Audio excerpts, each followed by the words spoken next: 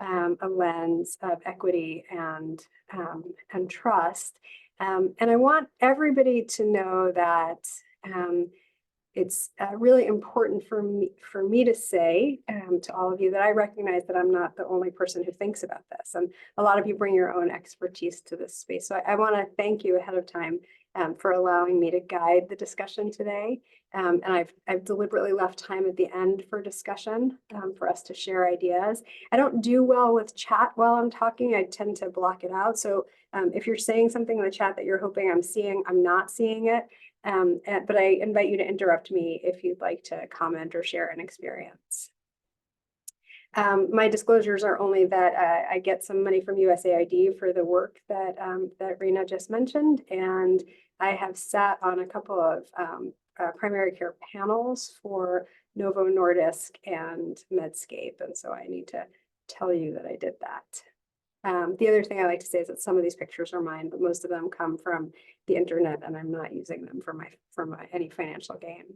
So today what we're going to do is I'm hoping to introduce a framework for understanding mentoring within the context of lifelong professional development. I want to think with you about the effect of different experiences, people's different lived experiences on the mentoring relationship. I want to talk about the role of mentoring and fostering professional development, and then we'll talk about the importance of promoting trust and self-compassion within mentoring relationships. This is what we're going to do today. We'll set the stage first and talk about mentoring through an equity lens. You know, until recently, it has felt a lot like difference was not something we talked explicitly about, like it was sort of the elephant in the room. And this changed years ago where we started really having frank conversations. And so we'll talk about difference explicitly today. And while much of the discussion that we're going to have, I will ground in differences of race and ethnic identity. I want to say explicitly that those are not the only differences that come up. So we'll define mentorship, we'll talk about a framework, then we'll talk about mentorship at the individual level, we'll talk about mentorship at a relationship level, and then we'll have a group discussion. So, you know, I use this pillars slide just to say that we tend to think about patient care, research, and education as the three primary pillars that keep our institutions standing, right? And so our missions that refer to patient care, research, and education are stated lots of different ways. You know, at Harvard, I'll let you read what we say at Harvard. And then I looked up your medical school mission, and your mission is to advance science, medicine, and healthcare delivery for the benefit of humanity through a culture of excellence, innovation, collaboration, and inclusive diversity. And I think for institutions to stay standing, right, that's what pillars do. They help you stay standing. We have to pay attention to the three pillars of primary care, research, and education. Sorry, I keep doing that the same way. And I'm not totally sure that we do. I believe, you know, I think we are assiduously attuned to discovery and patient care. Really, that's where we focus a lot of our energy, but I just am not totally sure we do it the same way in the world of education. And I'm saying this to you with the utmost respect and humility for in front of you, because I know that I'm speaking at at an institution that values education innovation and values the mission of education. And you at Mount Sinai have made incredible contributions to the evolution of MedEd, particularly in the domain of equity and inclusion. And this is at an institutional level. I reference your work all the time, but also at individual levels. And I have had the opportunity to talk with Rena and David Muller and Carrie Bloom, who I just met recently, just people at your institution who are really focused on this mission of evidence-based education innovation. And I think all the work that you do and the work that we try to do and the work that they do at UCSF are examples of a sort of robust examination of our pedagogical stance and the structures and the practices of medical education that we say that we are committed to. But the truth is, even if you don't buy my metaphor of the pillars holding up the structure, modern medicine and academic medicine are an ecosystem. And so we have to attend to each element of it carefully if we're going to keep it in balance, right? We say this all the time. We change the way we deliver care, but we don't change the way we assess learners in the space where we are delivering that care, right? That's an example of how we're not paying attention to all of the parts of the ecosystem the same way. And so I think about this a lot, like too much actually. I think about, as we strive to practice evidence-based, mission-driven medicine, are we applying the same principles to the continuum of medical education? And if we are we supporting all of our learners the same way, all of our learners as they navigate these choppy waters that are professional development? So that was a lot of sort of maybe philosophical overthinking about the ecosystem that we live in. And so here's our roadmap again. So let's talk a little bit specifically about mentoring, because that's what Rena invited me to talk about. And that I think is a really important part of how we train our learners and how we support them in their professional development. So mentoring, we all think we know what mentoring is, and mentoring comes from Mr. Mentor, who was Odysseus's friend. And when Odysseus went on his long, famous journey, he left his old friend Mentor in charge of his son, and Telemachus. And he left Mentor in charge of him because Mentor was older and he was wiser and he could teach him. And so that sort of mentor came from his name, and it became this verb that we use regularly to mean that. So let's think, so how do we define mentoring? Well, there are lots of definitions in the literature for mentoring, and here are a few representative examples. Mentoring is a developmental partnership, or mentoring is a dynamic reciprocal relationship, or mentoring is a complex and multidimensional process, right? All of this is just to say that in essence, mentorship is a dynamic, collaborative relationship in which a more experienced individual, the mentor, provides guidance to a mentee, the more junior, less experienced individual, focused on cultivating their professional growth and satisfaction. Ideally, a mentoring relationship is mutually beneficial, right? It's not just like I impart my wisdom on you, you leave the room, I've grown not at all, I don't think about you when you're not with me. That's not what we think a mentoring relationship would be ideally. And you'll see in these definitions, a recurring theme is that all definitions of mentorship say that it is a relationship that's built on a bedrock of guidance and trust. I can't not be an educator, so I keep showing the roadmap just to remind us where we are in the talk. So I'll introduce a framework now for us, and then we'll talk about mentorship at the individual level. So for any of you people in the audience who have an MPH or think about how multiple domains affect each other, this is not going to be new to you. This is Bronfenbrenner's social ecological model. And I like to think about lots of things using it. It sort of helps me organize my thinking a little bit. And so I like to think about it in the domain and the realm of mentoring. Bronfenbrenner's social ecological model is a theory-based organizing framework, and it describes how individual, interpersonal, or what I'm calling relational, institutional, and societal or community factors affect behavior and can affect education and policy. So let's start with the individual. So I'm going to introduce a framework from a woman named Diana Burgess, who works in the Minnesota VA system. And she and her group do a lot of work in the clinical space, specifically around skills and strategies that help clinicians mitigate the effects of bias on their care of patients. And many of the same principles can be applied in the mentor-mentee relationship and generally be applied in the education space, particularly as we consider the educational alliance as a parallel to the therapeutic alliance. The educational alliance work, I should have put a slide here for this, but Summer Tilio in Toronto wrote a very lovely paper about the educational alliance, and I sort of jokingly say that I reference it in every single thing I write. I like twist myself around so that I can reference this educational alliance, because I think the parallels between how we take care of patients and the relationships are totally obvious in the educational space. And it was like, it's just, I will send Daniel and I'll send Rena, the reference to share with all of you. So again, so this is a clinical example of how to mitigate bias in the clinical space, but my colleagues and I use this in the education space too. So how do we mitigate bias? The first step is motivation, and that is your own internal motivation to respond in the education space without bias. Without bias is aspirational. I tend to think it's more aware of bias and doing some of the cognitive work that it takes to recognize your own bias. But here in her framework, she says without bias. The next step in this is information, being informed, learning about the neurobiological underpinnings of bias and the specific history of the world that we live in.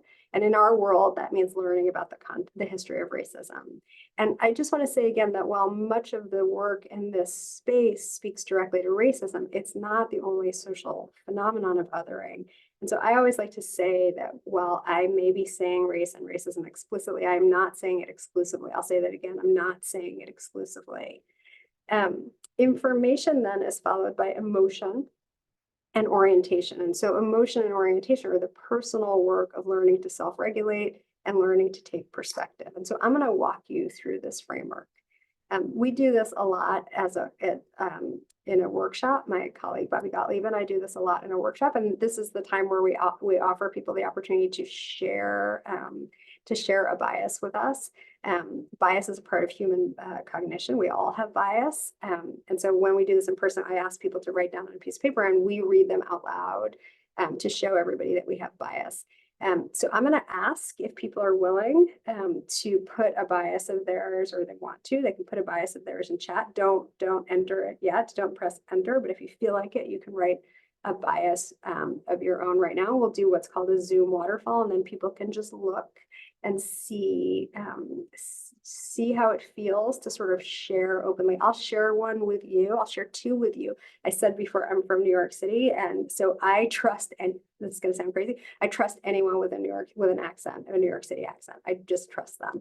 And that's a positive bias because that's where I'm from. So people have positive and negative biases. I'll share a negative bias with you. I always bristle a little bit when my students tell me that they're going to get an MBA and they want to do primary care. I'm not proud of it. I'm not proud, but it is a bias of mine that I think, oh, your MBA is going to pull you away from clinical work and it's going to corporatize you in your approach to medicine. That's not fair. That might not be what happens, but that's a bias of mine. So anyway, so if people are willing to just put in the chat a bias of theirs, and then when I say enter, you can press enter, and then we'll see that there are lots of biases. These could be clinical biases. These can be personal biases. Again, I'm not looking because I don't look at the chat while I'm giving a talk. So if everybody's ready, you can enter.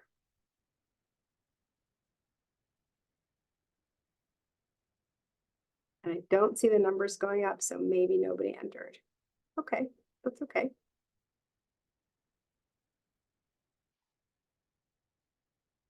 When we do it in person, there are feelings that come up, and it gives people an opportunity really to sort of sit with the idea that they are here because of their own personal motivation.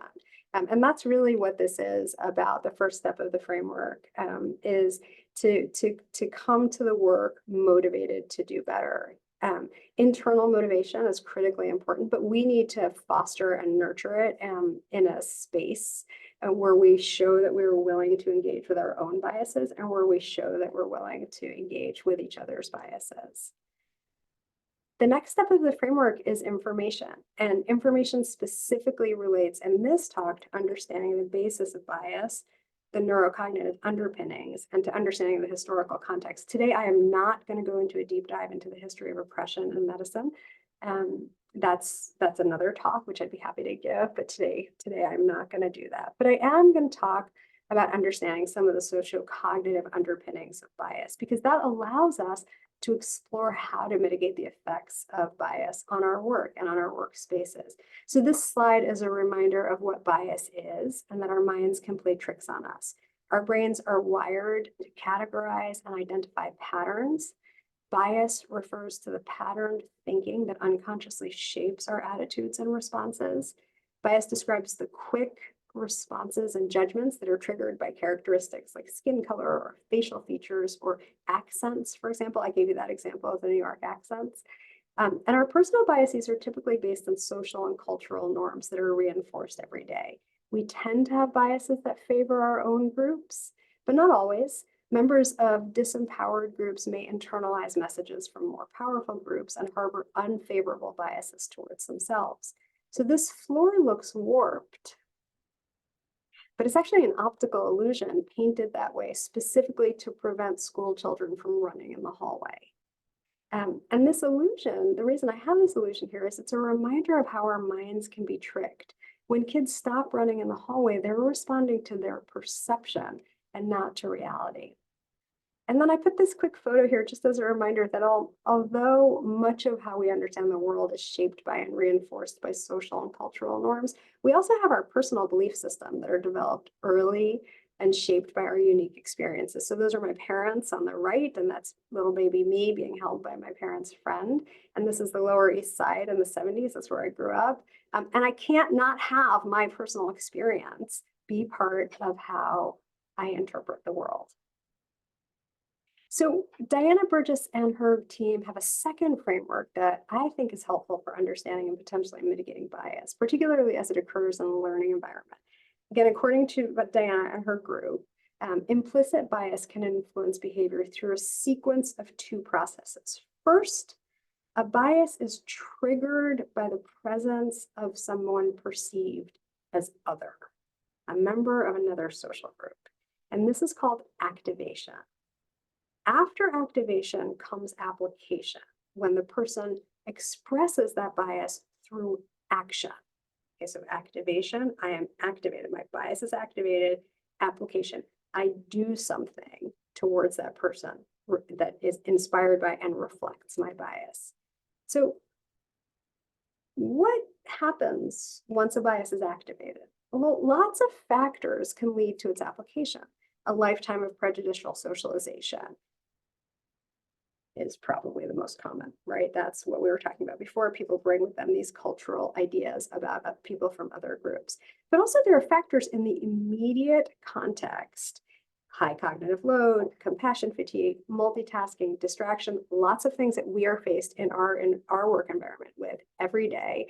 All of those things can also make it more likely that a bias, once activated, will be acted upon or applied. And what are the features of her work needed to mitigate the effects of bias? Well, knowledge of history, right? Awareness of one's own biases. We talked about that a little bit. Mindfulness, and then institutional support of standardized practices. These are all features that can mitigate the activation becoming application.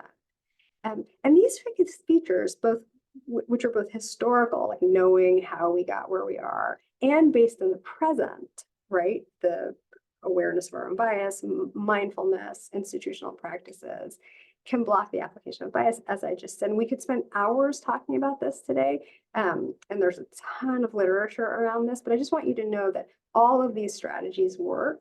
And there is growing interest in what we can do for us as individuals, but also what we can do within our structures that we work in within our institutions. So let's talk for a second about what the emotional work is that we can do to mitigate the effects of bias. We know that emotion, triggers, stress, all of the things that we face every day can lead us from activation to application. And there is a lot of evidence, as I just said, to mitigate this, including understanding the historical context, training on mindfulness, and other practices that can be learned, slowing down our thinking, slowing down our reaction time, being more conscious and deliberate in our own behaviors, personal awareness, all of these things. I'm slowing down a little bit here because I think it's really important for us just to take a moment to understand that all of this is work. It's all work. And I want to digress just for 1 second, just to talk specifically about one area of work that is growing I hate to use the word popularity because I don't want to sound like popularity contest, but that's sort of growing in popularity, which is promoting self-compassion. And my colleague, Bobby Gottlieb, Dr. Gottlieb, and I talk a lot about, and think a lot about how we can promote self-compassion, not just in ourselves, but how we can promote self-compassion in mentoring relationships, which means providing our mentees, right, also with the skills and tools that they need for self-compassion. So self-compassion is an approach to human development that was brought into the educational sphere by a developmental psychologist named Kristin Neff.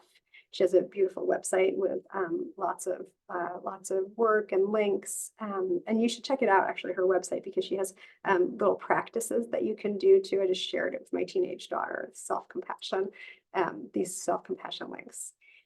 So Dr. Neff draws from Buddhist thought that recognizes human development as a lifelong process of self-reflection and self-improvement. And she talks about 3 interrelated components to self-compassion. So self-compassion directs us to replace harsh self-criticism. I can't be the only one on this call who is very skilled at harsh self-criticism and judgment. And so this directs us, she directs us to replace self-criticism with self-kindness, especially when we need it most, which is when we're struggling or when we're failing. Self-compassion also guides us to replace our distortions in self-assessment, that self-criticism that I was just talking about, with a recognition that we're all imperfect, right? We're all striving to improve, we hope, and that our imperfections, these I don't want to call them failures, but these imperfections connect us with all of humanity. So can we be kinder to ourselves? Can we recognize a common humanity? And when we replace isolation with a feeling of connection to all of humanity and embrace these imperfections, that allows us to just see that we are all human beings and that we're all trying to get the same place. Self-compassion, finally, the 3rd domain that she talks about is mindfulness. And she directs us on her website, but also she talks about how self-compassion sort of directs us or instructs us or encourages us to cultivate mindfulness, which is to replace rumination. Again, I can't be the only person who's a professional ruminator.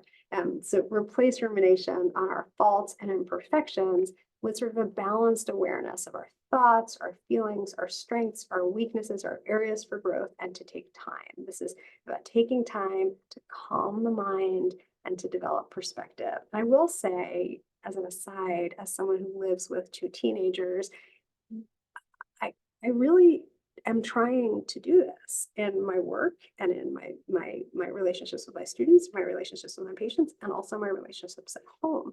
Can we take the time to sit down and to be kinder to ourselves, which then allows us to be kinder to each other? I find it really helpful to understand the value of those 3 dimensions that I described to you when I contrast them with imposter syndrome. So as we know, imposter syndrome exists throughout the life course. It's particularly prevalent among those who have been marginalized and underrepresented. Imposter syndrome, I think many people on the call will have lots of definitions of it. It's characterized by feelings of not belonging, of feeling not qualified, fear of being found out, and distortions, which lead to and compound isolation, a sense of isolation, fear of failure, fear of being found out. And then those all influence performance and career choice and pursuit of opportunities, job satisfaction, career satisfaction, depression, anxiety. It's a complicated and damaging emotional constellation of emotional symptoms. Imposter syndrome is present for a lot of people, but it can be particularly acute, as I said, in groups of people who are from non-majority or non-dominant groups.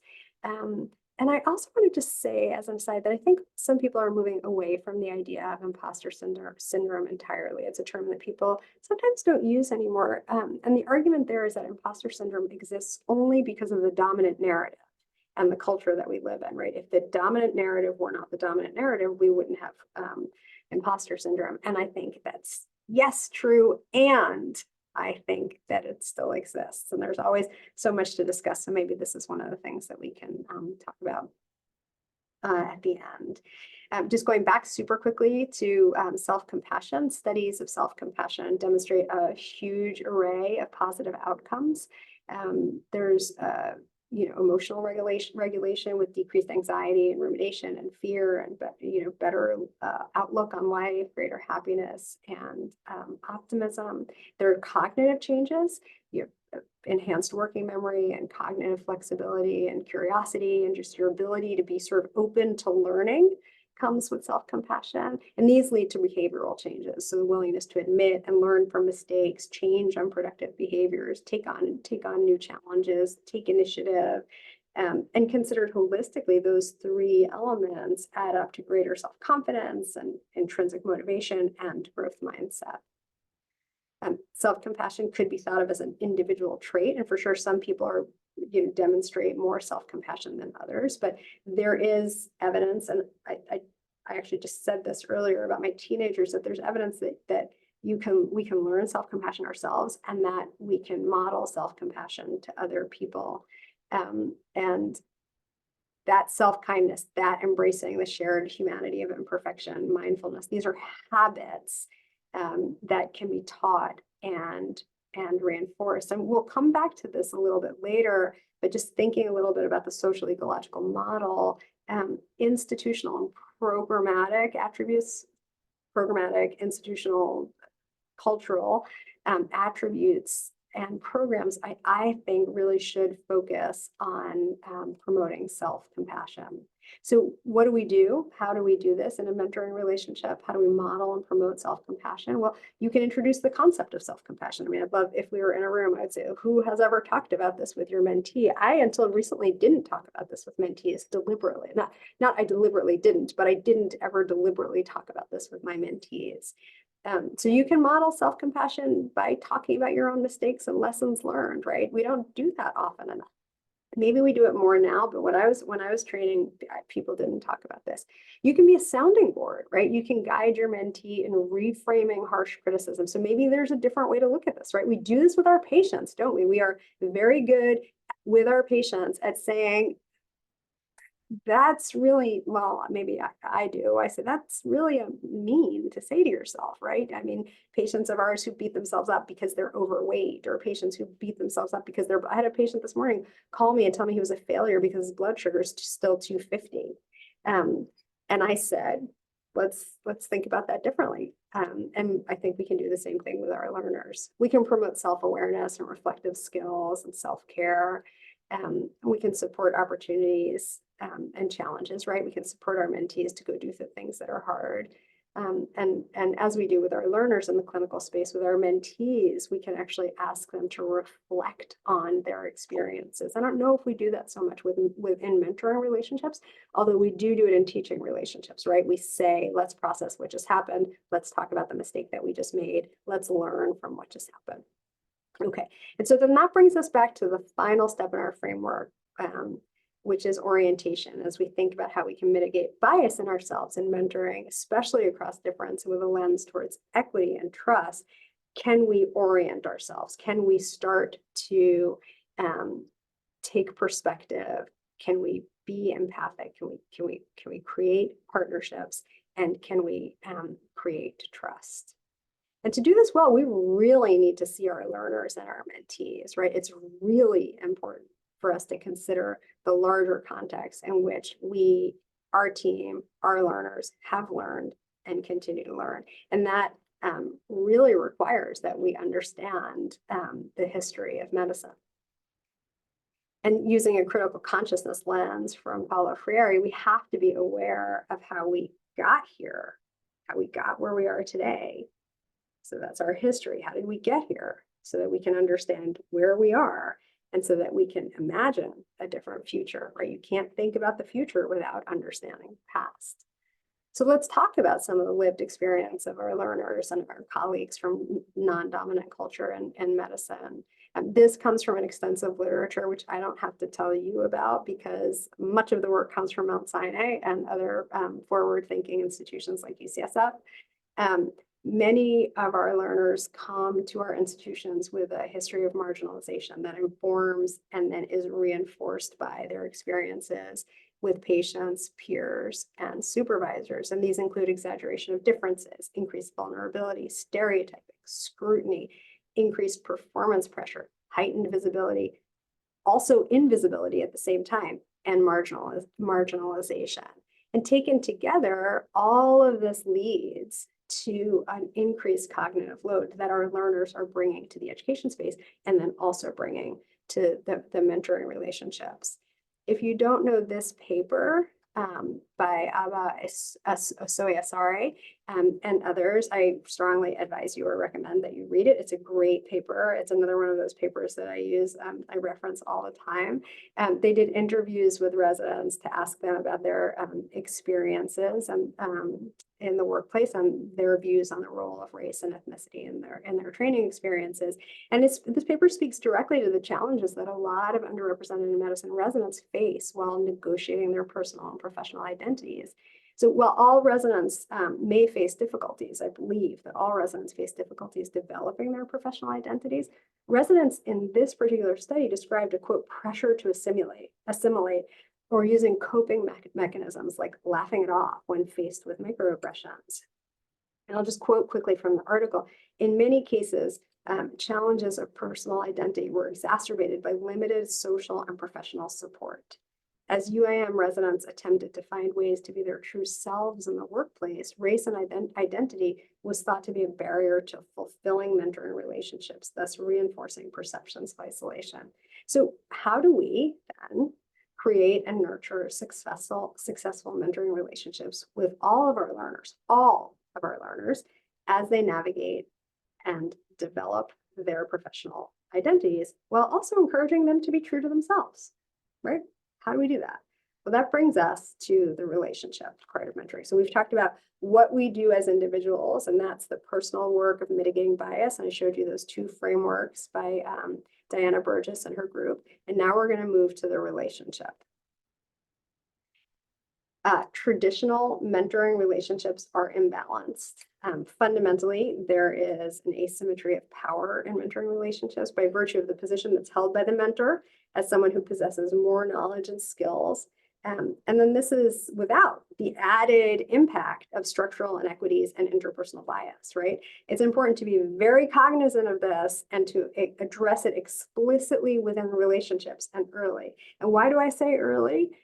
Because so much of the mentoring relationship is based on trust and how we can engender it early so it can be a foundation of the mentoring relationship, right? How do we engender trust early so it can be a foundation, so it can be what undergirds the entire mentoring relationship? Trust is a word we use a lot, but we don't really define it very often. And according to Webster, trust is the firm belief in the reliability, truth, or strength of someone or something. And then as a verb, it's to believe in that reliability, truth, ability, or strength. And so mentoring relationships have to have trust, and mentees have to trust that the relationship exists to act in the mentee's best interest to promote their success, right? This is an expression of psychological safety. It's based on mentors and mentees' shared values and commitment to the mentee's needs and goals. And it's an assumption that the mentor is competent, benevolent, and fair, and will act in the mentee's best interest. This is again a reminder that the Educational Alliance and the Mentoring Alliance parallels the Clinical Therapeutic Alliance, right? All of what I just said, if you take out the word mentee, you can put in the word patient. If you take out the word mentor, you can put in the word doctor. They are very, very parallel. So philosophers and psychologists have also weighed in on the definition of trust, as seen in this slide. Here are some quotes here for you to look at. Vulnerability is a common theme. When you trust someone, it comes with this expectation that you are going to be protected. And when you decide to trust, when you accept that you are vulnerable, it allows the relationship to develop and to be strengthened by that shared understanding that there is vulnerability that's happening there. It's interesting that contemporary definitions tend to rely on philosophers and psychologists, and there are not a ton of physicians talking about trust in the literature yet. So what we know about trust and the mentoring relationship comes mainly from Stephen Atkins' studies of trust in the business world. Trust is necessary because the mentee is willing to be vulnerable, as I just said. So if a mentee is going to be fully present in a relationship, the mentee needs to be vulnerable, and that means that they need to trust you. Trust you, meaning the mentors. Trust allows mentees to disclose their goals, to reflect on their strength, to reflect on their weaknesses, and ultimately to grow, right? Let's be honest. You're never going to tell somebody you don't trust anything that's meaningful about yourself, right? You're not going to say, God, I feel like I don't understand what I'm doing. I feel like I'm applying to a fellowship I don't really want to match in. I'm not even sure I want to be a doctor. You're never going to say that if you don't trust the person who is acting as your mentor. So Atkins developed this really nice model that links challenge on the vertical axis with support on the horizontal axis. So challenge goes from low to high and support goes from low to high. And you can see examples. So where in the lower left corner where challenge and support are both low, the mentee remains static. Right? If there's low support but high challenge, the mentee becomes afraid, overwhelmed, and retreats. That's what we call sort of the panic zone. If there's high support but no challenge, then no growth occurs. The mentee may feel fabulous, but there's no growth happening. And then in the right upper quadrant, that's the sweet spot. That's where there's high support and high challenge. And that's where we think growth takes place. And trust obviously is necessary for there to be high support and high challenge. It's critically important, though, that we understand that there's a clear asymmetry in trust building. And this paper actually talks about trust in the education space, not in the mentoring space, but I think that there's a parallel. Trust takes a ton of time to build, time and energy and commitment. I said we need to build it in the beginning, but I did not mean to say, oh, it's, just say, listen, you can trust me, and then they'll trust you. So it takes a lot of time, commitment, repeated energy to build it. It happens gradually. It happens sometimes in very specific domains, right? But at the same time, a single mistake can lead to the immediate loss of trust that is total.